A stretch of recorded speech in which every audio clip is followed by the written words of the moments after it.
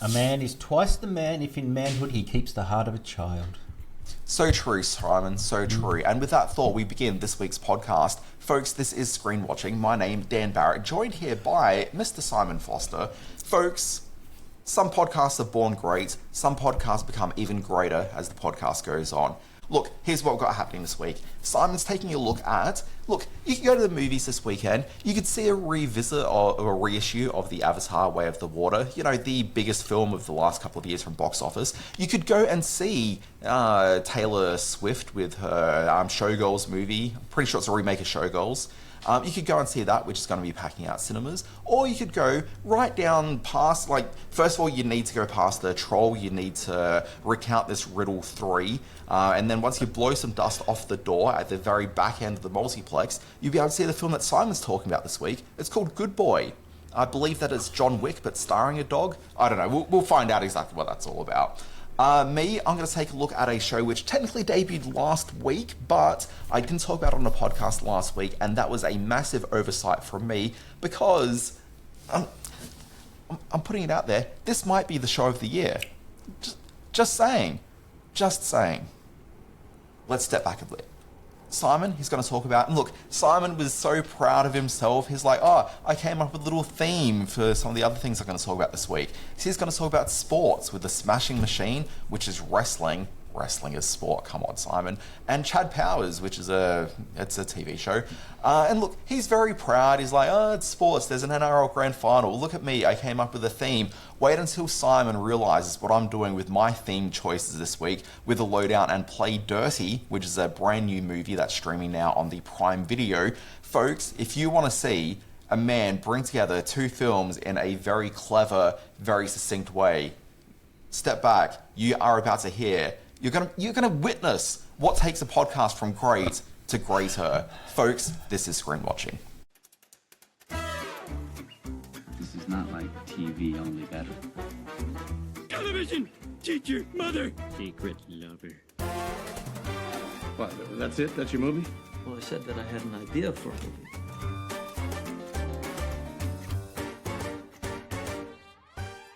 All right, Simon, Screen Watching. We talk about the movies, we talk about the TV shows. Let's get right into it. It's a big weekend. You've got a Sydney Science Fiction Film Festival. By the time that people hear this podcast, that festival will have been finished, weeks ago. So let's not dwell too much about it, but I am off to see some movies with you shortly. We need to get into the business of pod.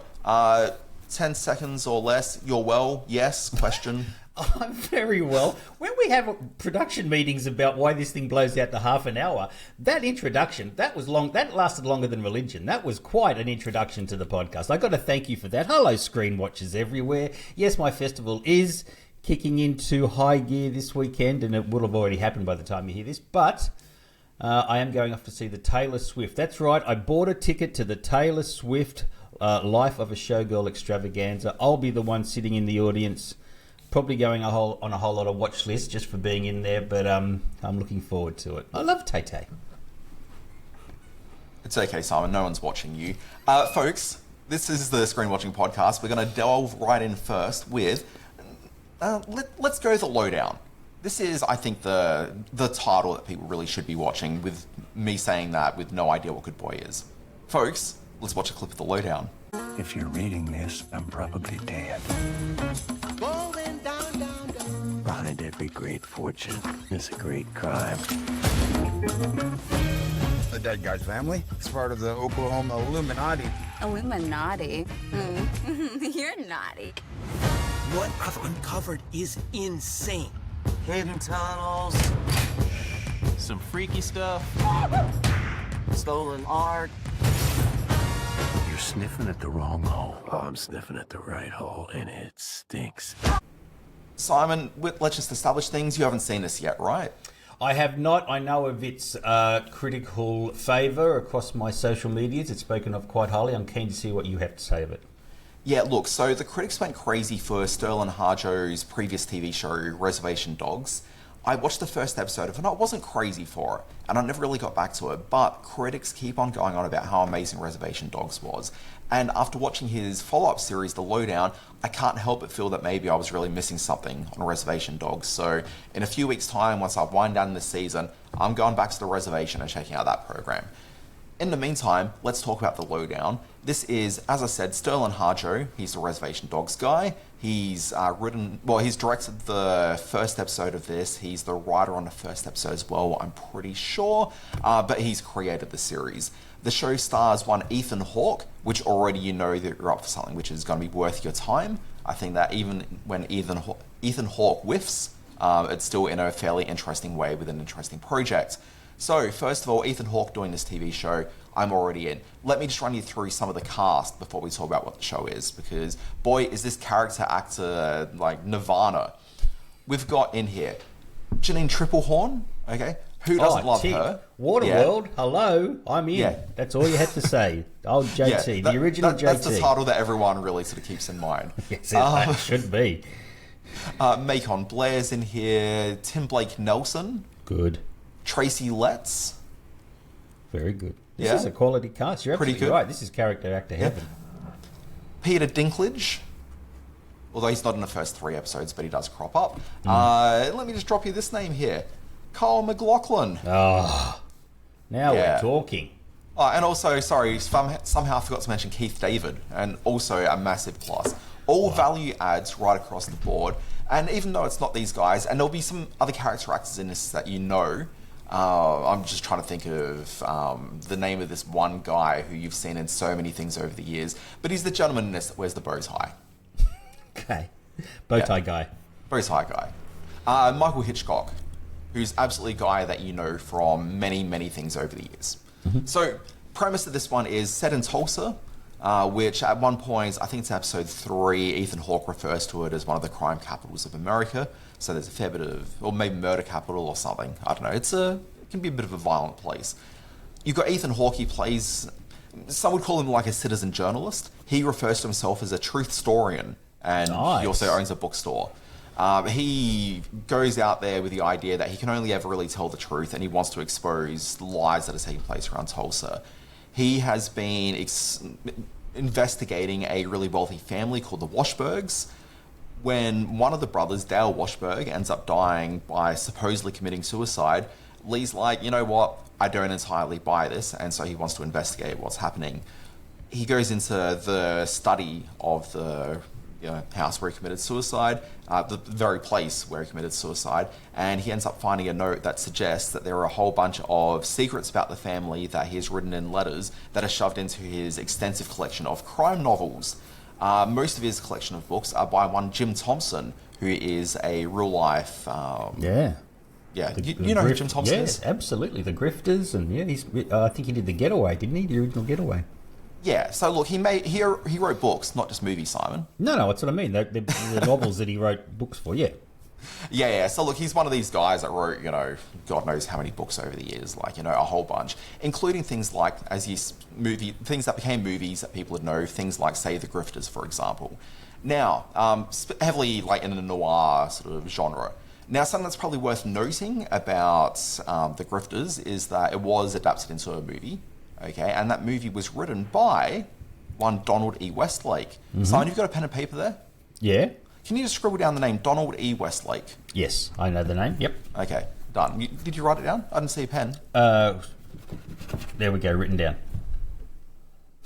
Okay. Later in the podcast, you're going to be asked something, and when you don't recall the name Donald E. Westlake, it's going to be a problem for you. I know who Donald E. Westlake is. I'm a big fan, so I will remember the name. Okay, well, that's good. So... there's this book collection, he's got to get in there. What this really is it'd probably be incorrect to say that the Lee Rabin character, as played by Ethan Hawke, is a Lebowski-type character, because he's not quite that. He's certainly a motivated person, but he's one of these people where... I'm trying to really paint a picture. He's a guy where life has never really quite worked out exactly the way that he wants, because he always kind of gets in the way of things. And I think he's someone who lives his life with deadbeats, the ne'er-do-wells, the, people that sort of just operate on the fringe of society. Society's offcasts. Society's offcasts. And a lot of his own problems are of his own making, but also he's got a strong ethos about trying to reach the truth that's always kind of prevented him from ever selling out from his morals. This show is fantastic. It is a neo-noirish type drama. It's set in Tulsa, so it's very sort of, flyover states, lots of... it's that mix of there's some old money in the town, but then lots of people who just don't have, 2 dimes to rub together. Tulsa's getting its moment in the spotlight at them now with the Sly Stallone thing, getting another season. That's right, yeah, I believe that's called Tulsa King. Exactly, yeah. So it's, it evokes sort of the classic Western era, that Tulsa, Arizona thing, and I guess you could say that both the Stallone thing and this, to a certain degree, leans heavily into, old Western movie type tropes. I mean, you can. So it's sort of neo-noir, but with a bit of that sort of Western sort of ideology mixed in. But I haven't really sold the show particularly well, but I also kind of don't want to. I kind of feel this sort of thing where if you saw one battle after another, the perfect thing you could have paired that film with is the show. And I had this amazing experience where I went, saw that movie, came home that night and watched 2 episodes of The Lowdown. And my God, I was a very happy man. Yeah, I can tell. Yeah, you raved about it last time. I think I read your newsletter. Always be watching. Do subscribe. And yeah, you gave it a huge rap in that, which is it's coming across. I sense it. Yeah, but no, it's great. I think that Ethan Hawke, always a very strong value add to anything, and he holds the show together. He, in I think all 3 episodes of the series to date, gets beaten up quite badly.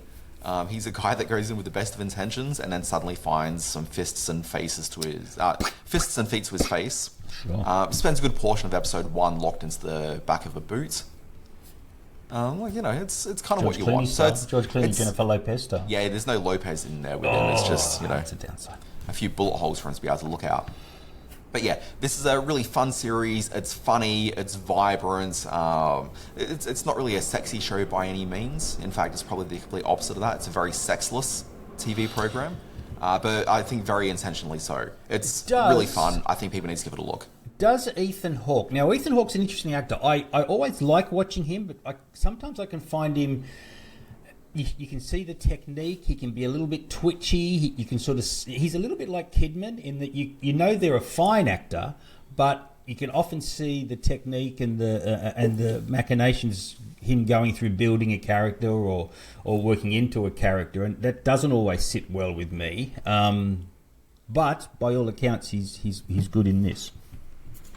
Yeah, I mean, I think it's really interesting connecting him to Nicole Kidman. So I think that Ethan Hawke, I think absolutely you can see that technique and the process that he's going through every time. But I kind of like that with him because every time he's trying to really sort of reach to a certain humanity that exists in the character.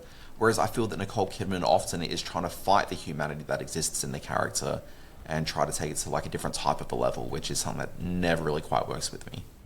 Okay. All right, so it's an Ethan Hawke. It is called The Lowdown. On which terrible name. It is a very generic name. We were saying before that it does sound like a 90s action adventure film, which it kind of was, wasn't it? We were saying that it's the old Dwayne Johnson movie with what's his name? Stifler. Okay, where do we watch it? Which of these channels? Stifler. But so look, I mean, obviously The Lowdown is supposed to evoke pulp books from years gone by. So like I kind of get where the name comes from. It's just that I think it's been co-opted by so many sort of dodgy films through the 90s that went straight to VHS in Australia, just broadly. But you can find this on Disney Plus here in Australia. It's a Hulu original in the US, well, FX. Well, you and I are dog people. I think you are going to enjoy what I've got to say about Good Boy. Who's a good boy? Am I a good boy? Am I? Let's watch the clip.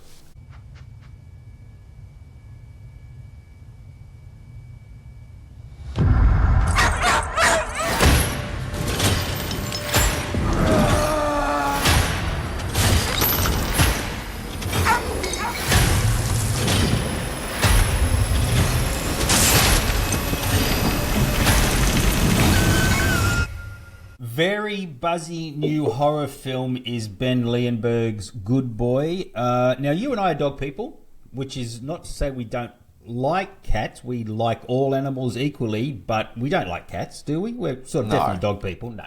I mean, I did go and see Gabby's Dollhouse, which is very cat-heavy last weekend, and that's it for the year. Yeah, that's our cat moment for the year. I think that's wholly appropriate. In Good Boy, we meet Indy. Indy is the real-life dog of director Ben Leonberg, and he has crafted a horror film which is essentially a ghost story, a haunted house story from the dog's perspective. Let me put it in other terms. This is a story about a man, played by Shane Jensen, who's having terrible health issues. He decides to go and stay at a cabin in the woods that he inherited from his late, want to say grandfather, can't remember the relationship, but I think it's grandfather, played in sort of video flashback and in memory moments by Larry Fessenden. For those of you who don't know who Larry Fessenden is, he's one of the most beloved sort of B-movie auteurs. He has been making movies for 40-odd years that are very much on the fringe of movie making, and whenever he turns up in a movie like this, it has instant sort of indie cred.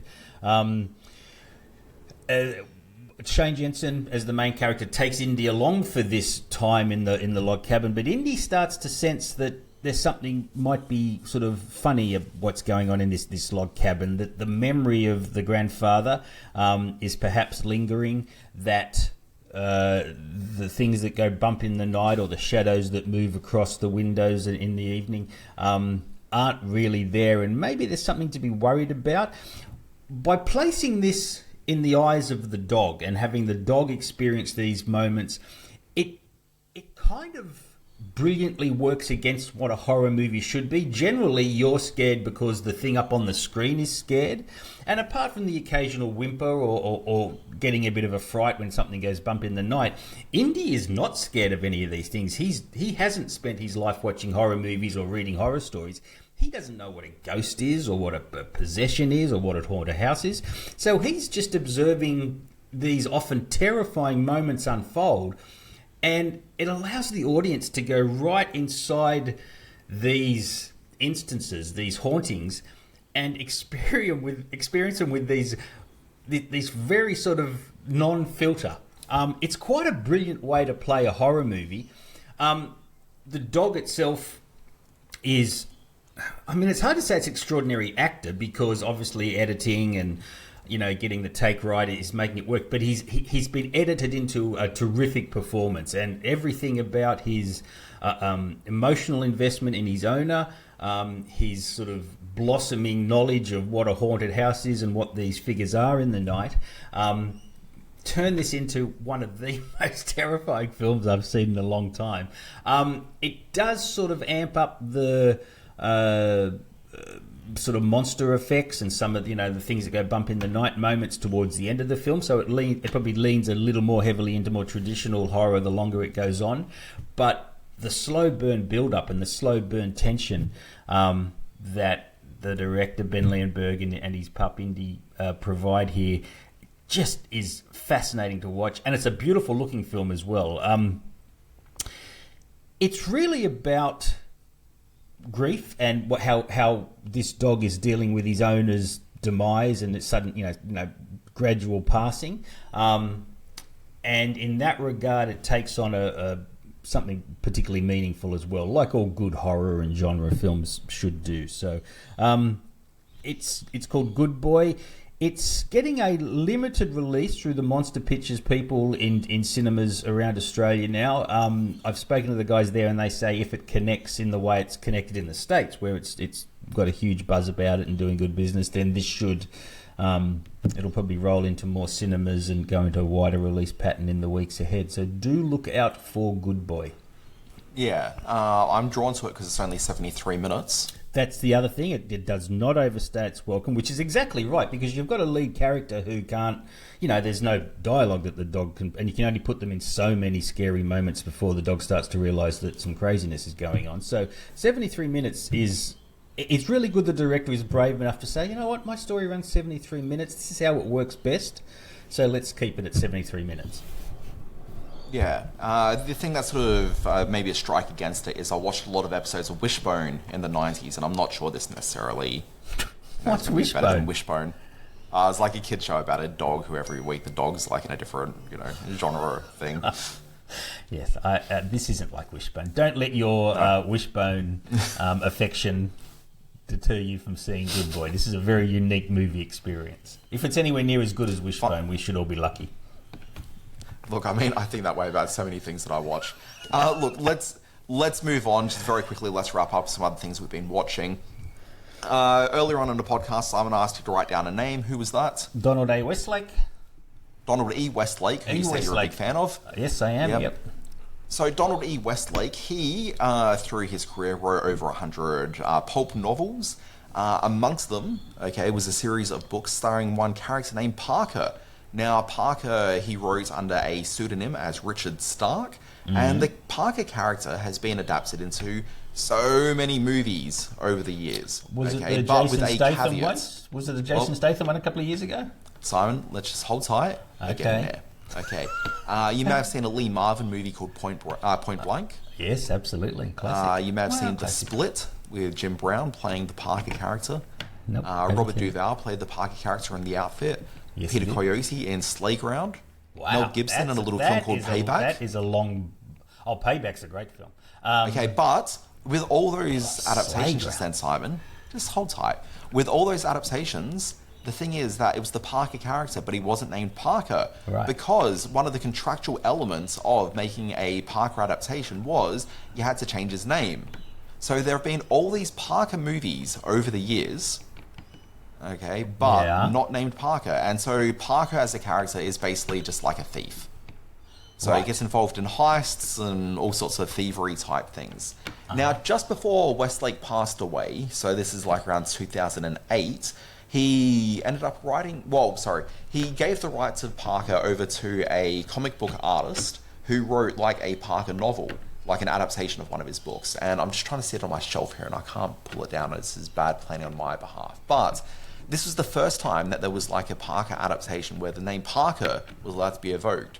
And from that point in, there have been a number of adaptations of Parker books which have actually used the name Parker. Amongst them, Jason Statham in the titular film Parker, and then now the aforementioned Jennifer Lopez. Yep, and now we have Mark Wahlberg in a film called Play Dirty, which debuted this week on Prime Video. Nice. Now, do you see the way I've connected like my thing from the Lowdown where Donald E. Westlake, who did adaptations of... Excellent connection. Look, anyway, Shane Black, you may know him. He's made a few movies over the years. Also, I put it out there, some of my favourite movies. Would you rank Kiss Kiss Bang Bang amongst some of your favourite movies? The Nice Guys, his script on the list. Predator. On the list. Wonderful, yeah. Of course. Little film called Lethal Weapon. One of the Lethal Weapons. Oh, he had most of the Lethal Weapons, didn't he? If I remember correctly. No, he wrote the first Lethal Weapon. Yes, I know. And then second Lethal Weapon, I think it was a story by credits. Right. Yep, and then he got less and less involved as the films went on. So this is quite a he made a lot of money off them. Putting Westlake with Shane Black, that is pretty sort of good crime noir, thriller DNA in there. Pretty good. Mark Wahlberg hasn't done a Shane Black joint before, but you can see that working. That makes sense to me. Yep. Lakeith Stanfield's in this. Let me run you through a couple of other names here as well. Rosa Salazar, who crops up. Alita Battle Angel. That's right. Also star of Undone, the animated series that you and I bang on a fair bit. We do. Keegan-Michael Key, which is unfortunate, but no cast can be perfect. Wow. Gretchen Mol crops up for a couple of scenes in this one. Mole. She's Thomas great. Jane, Tony Shalhoub as a bad guy. I'm not sure exactly how to pronounce this guy's surname, but it's like Chukwudi Iwuji, who's the gentleman that people may have seen in season 1 of Peacemaker. He was like the British sort of... right, okay, yes. You know that guy? I do know that guy. Yeah, he was also... From that performance. Yeah, he was also in the Day of the Jackal TV series, and people might know him from the third Guardians of the Galaxy film. But he's a guy who I think is on the cusp of just becoming like one of those sort of well-respected good character actors that crop up around the place. Now, if I think he was in the... I think he's also in the Underground Railroad back in the day. This was... I want to say this was shot in Australia, wasn't it? Correct. Okay, now did all those actors come and do their parts in Australia? Because I don't remember. Presumably. Wow, that's interesting. I didn't know they were in country, as they say. Yeah, well, I don't think anyone was necessarily talking it up too much because I can't imagine there's many actors from this who are like, yes, I was very proud to have been involved in this production because this is, I think, maybe the worst Shane Black movie. Oh my God.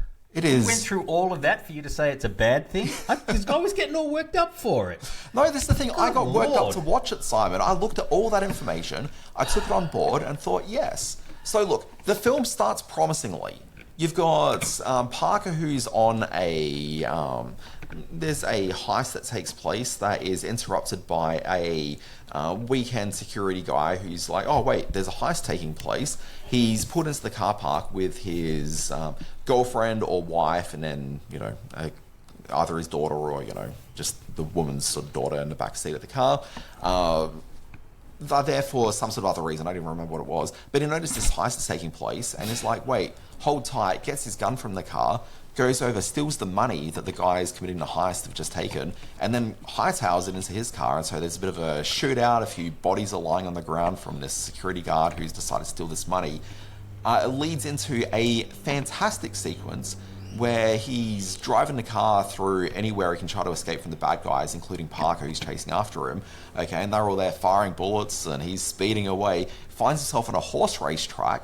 And so it's this thing where he's speeding away from people chasing after him with bullets are whizzing past, into the horses as they're running through this horse race. And so horses are bumping into the side of cars and climbing over it, and it's really fun and inventive. It's let down a little bit by the CGI because no horses were harmed during the making of that sequence. All CGI horses, and they never quite look right. No, they don't. Yeah, which is unfortunate. It kind of ruins the sequence a little bit, but it's kind of fun. And then from that point in, the film becomes just unwatchable. Okay. There's a turn that takes place in a heist where someone doesn't quite prove to be exactly who they're after, and then it starts committing one of the greatest crimes that movies and TV shows ever commit, which is when a character doesn't want to actually sort of say where they're from because it might interfere with people's sensibilities, or it's just the studio or the writer-director who's just a bit too overly sensitive about wanting to say somewhere real. Guarantee Shane Black or Donald Westlake never had any issues. Yeah, well, that wasn't something they thought of when they were writing stuff like this.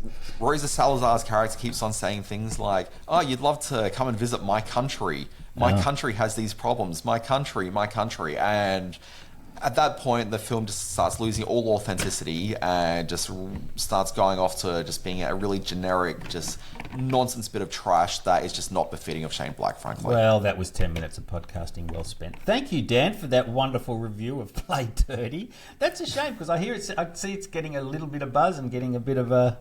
that's certainly a profile on the Prime. It's got all the elements that would suggest it's worth a watch. But this is really good cast. Not Shane so Black. Much, yeah. The film, you may be surprised to find out, is set during Christmas time. Christmas movie. Here we go. Well, because it's Shane Black. All of his films are at Christmas. That's true. They are. Wonder when Predator was. That was sort of more Thanksgiving, wasn't it? I can't remember. I don't know. It gave us the gift of violence. Have you been pushing too many pencils, Dutch? Simon, let's wrap this up. And don't feel that you need to talk too much about Chad Powers. I'm gonna rip into this. For those of you who are sport fans, and I am one of them, Daniel is not. This weekend is the NRL Grand Final. It's going to date the show, but nobody lives. Which is why you set your film festival to take place on this weekend, taking people away from the football. And also why you're off to watch Taylor Swift. That's exactly right. Counter-programming. It's a tactic that's been used a lot in cinema over the years, and we hope it's going to work this weekend at the Sydney Science Fiction Film Festival because it's up against a non-Sydney Grand Final, meaning that it's still being played in Sydney, but it's Melbourne versus Brisbane, so nobody really cares. Go Broncos! With that in mind, I have put together the two main sporting-themed releases this week. First up, let's have a look at The Smashing Machine. This is a new film starring the aforementioned Dwayne. Well, just Dwayne Johnson in here. He's dropped the rock to play Mike Kerr, who was a pioneer of the MMA fighting style. He was You know, what I found most remarkable about this film is what an unremarkable character Mike Kerr is. And it sort of is a blank canvas for Dwayne Johnson to play a performer who he doesn't lean into his sort of hyper personality or the usual things we know and love about Dwayne Johnson. Mike Kerr is, in fact, kind of a dullard who, without even really thinking, gets into steroids and gets into booze. And he's a sweet man, but he allows these things to just tear him apart without any sort of reaction. He's a very sort of passive person in his own life. This is clearly an issue for his wife, played by Emily Blunt, and his best friend, another MMA fighter whose name I can't remember, the actor who's terrific in this. But Dwayne Johnson is certainly an incredible physical specimen, but I think it is achieving some notoriety for this role for underplaying it to an extent that we've just never seen from The Rock before. He can certainly act. He does some really fine acting in this when he's called upon. And the actual man upon which this story is based, Mike Kerr, is glimpsed at the end of this film and is apparently exactly that, just this very low-key. It's a very unusual sort of topic or personality to make a rousing sporting film out of. And in hindsight, this isn't a rousing sporting film. This is about the dangers of abuse and exploitation at the hands of the money-making men who were there at the start of, and probably still are, leading the mixed martial arts scene. So Smashing Machine is getting a lot of buzz for Dwayne "The Rock" Johnson for an Oscar nomination. Let's see if that comes. I wouldn't have a problem with that. He's certainly compelling in this. Probably not on the awards season circuit chatter at the moment is Chad Powers. This stars Mr. Hollywood at the moment, Glen Powell, who we know from Top Gun Maverick and Anyone But You and a whole bunch of other very popular things. He plays a douchebag quarterback who does too many things too quickly that are bad and totally derails his career. To try to get back into the sport, he does that thing which I absolutely hate in movies, and TV shows come in this case, uses makeup to fool people he's not who he says he is. Now, it's so annoying when this thing... See, this is why I hated Mrs. Doubtfire. And I'm going to go on a little bit about Mrs. Doubtfire here, because it was a film that was... It's a shame you didn't go about The Associate, starring one Whoopi Goldberg. Well, yeah, that was another one. Gee, she went white skin in that, didn't she? She did. Changed gender, went white skin, and also added 20 years. Wow. Yes, that's a film that's been long forgotten. The thing with that sort of makeup, if you're going to fool people into convincing you don't look like Robin Williams or you don't look like Glen Powell, it takes a lot of makeup. And to put on a lot of makeup very quickly, there's always a scene in these sort of movies where, we've got to go between the boardroom where I've got to be Glen Powell and the training field where I've got to be Chad Powers, and they've got to run around and they put the makeup on, and it takes so much time to completely change your face with that sort of makeup. To do it like that is completely unrealistic, and it takes you right out of the situation. There's a stupid scene in Mrs. Doubtfire where he has to do it. So, yeah, I'm a Mrs. Doubtfire hater, and I'm surprised it's taken 4 years of this podcast for that to come out, but it has. Having said that, if you can go with the makeup-wearing moments in Chad Powers, I actually found the first couple of episodes quite charming and quite lovely. The first one isn't particularly funny because it's kind of focused on the douchebag Glen Powell. When he becomes Chad Powers and leans into the sweetness a little bit more, there's a few laughs in that second episode which kind of endeared me to this. It certainly seems, at best, a bit of a sideways shuffle for Glen Powell. I don't know why he felt this sort of project was right for him now. He's co-created this, and that's probably giving him a bit of freedom to do what he wants to do. He does create a believably different sort of persona as Chad Powers. Just if you've got to just say, okay, this whole makeup thing is stupid, but if I'm going to go with this show, I'm going to have to go with that as well. And in that regard, I think it kind of worked for me. I know you were not a fan. I think the show stinks. I think that it is not charming in the slightest. You said the second episode is funnier than the first. I found the second episode even worse than the first. It was a bigger laugh-free zone than, I mean, I've never been to Chechnya, but I'd imagine I'd find greater laughs there than I did through Chad Shout Powers. out to all the Chechnyan listeners out there. I know we've got a few. We do, quite well there. Yeah. Look, it's not good. The reason the show exists is because Ted Lasso was a big deal, and so the guys involved in Chad Powers are like, wait, we also did a series of commercials starring a fake sports person. How about we try to pitch this to become a TV show spin-off as well? And so they did the exact same thing, where Ted Lasso had a lot of heart to it and also some genuine sort of laughs along the way. This just doesn't. This just stinks from beginning to end. I'm keen to see how it plays It's a real waste. out. There's a couple of supporting cast members in this that I really like. Steve Zahn, I'm always a huge fan of, and he's wasted in this. And there's a very sort of minor role in it by Toby Huss, who people would know from things like Wholesome Catch Fire is probably his best known thing. And he's, fine in this in a way that Toby Huss is always like really welcome on my screen. But this just stinks. It's awful. No, not so bad. We'll err on this one. Okay, well, I'm off to my festival. I understand you're coming along this morning to a festival screening of the movie The Eagle Obsession, which is a lovely, lovely documentary. So I'm glad. Thank you for your support and all the listeners out there who have come along. Do come up and say hi. I'm on the ground with my volunteers for Simon, the whole weekend. They won't hear this podcast until after it's done. That's true. Come along to the 2026 Sydney Science Fiction Film Festival and say hi. Don't know where it is or don't know what we're screening, but do come along and say hi to us. Folks, this has been Screen Watching. Simon Foster. Oh, wait, I've got a phone call coming through. I'm going to hang up on that. Okay. Yes, Screen Watching can be found at Screen Watching Podcast on Facebook, at Screen Watching on YouTube. You can see my Screen Space newsletter, which I found out last night is the official partner of the official media partner of the Sydney Science Fiction Film Festival. My Screen Space newsletter is on the Substack. Daniel, what do you do when you're not doing this? Walking the streets mostly. When I'm not doing that, though, newsletter called Always Be Watching. It's at alwaysbewatching.com. It is about TV streaming and arrives in your inbox about 5 or 6 times a week. It's pretty good. I think people would like it. Give it a go. Yeah, they'll like it. For sure. All right, mate. I'm off. See ya. Yeah, I got a phone call. Folks, catch you next time.